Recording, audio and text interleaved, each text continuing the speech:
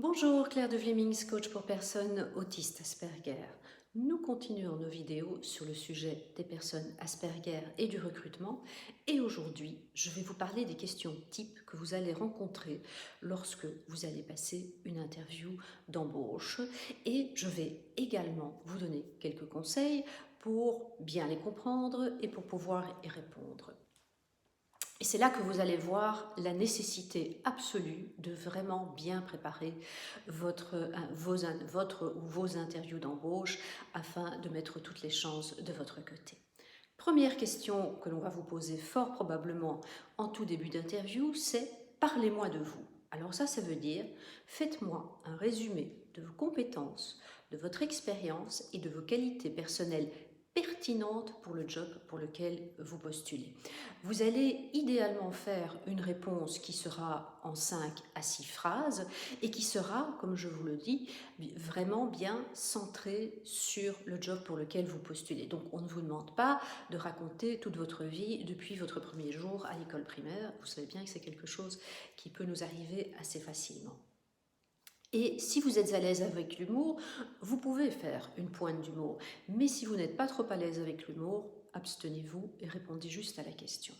Deuxième question que l'on peut vous poser, que l'on va certainement vous poser, c'est pourquoi avez-vous choisi ce secteur ou ce job?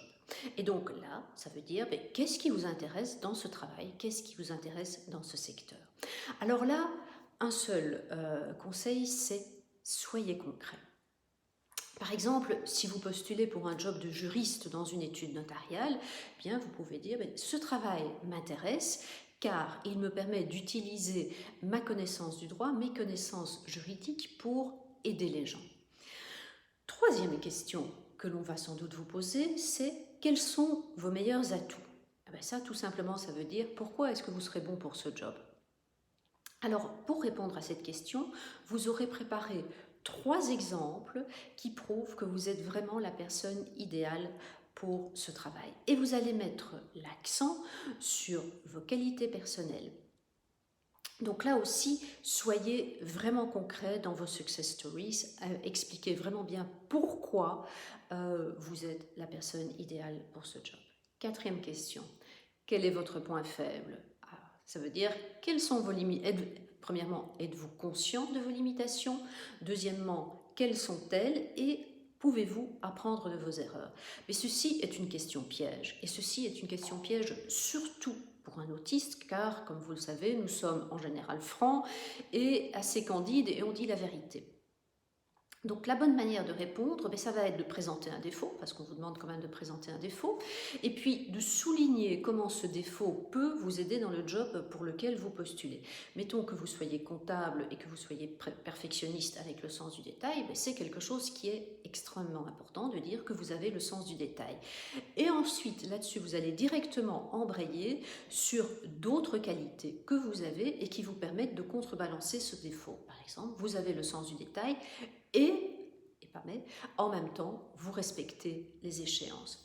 Alors, faites attention parce qu'il y a quand même quelques erreurs tout à fait fatales, du style « je ne sais pas travailler en équipe ». C'est peut-être vrai, vous n'allez pas nécessairement le dire. « J'ai peu de confiance en moi ». Ça aussi, c'est vraiment pas le truc à dire. Et troisième erreur type fatale, c'est « ah ben moi j'accepte très mal les idées des autres ». C'est mal barré pour commencer à travailler dans une entreprise. Cinquième point, décrivez-moi votre pire boss. Cette question-là, ça veut dire avec quel type de manager avez-vous des problèmes? Là aussi, c'est une question piège. Alors ce que vous n'allez surtout pas faire, c'est dire du mal de la dernière entreprise dans laquelle vous avez travaillé ou de votre dernier chef, car ça va complètement vous plomber. La bonne réponse, ça va être de rester centré sur des caractéristiques professionnelles et pas personnelles, de présenter le problème d'une manière positive et de mentionner quelles solutions vous avez pu développer pour répondre à ce problème. Sixième et dernière question que vous pouvez rencontrer dans une interview, et ce sera la dernière pour aujourd'hui, c'est où vous voyez-vous dans 5 ans? Alors ça veut dire quelles sont vos ambitions professionnelles? Là aussi, vous avez vraiment besoin d'avoir réfléchi carrément à votre carrière parce que vous avez besoin de dire comment vous voyez votre carrière se dérouler. Et puis, il y a quelques réponses à ne pas faire. C'est de dire à l'intervieweur, moi, je veux être à votre place. ou je voudrais devenir PDG de cette boîte, ou des réponses tout à fait à côté de la plaque, du style moi dans 5 ans ben, je me vois à Ibiza, il n'y a pas autre chose. Là aussi, c'est pas vraiment le truc à dire. Voilà, ceci termine la vidéo pour aujourd'hui. Dans la prochaine vidéo, eh bien, nous verrons d'autres questions qui peuvent vous être posées lors d'un interview d'embauche. Entre-temps, je vous souhaite une belle journée ou une belle soirée et je vous dis à très bientôt.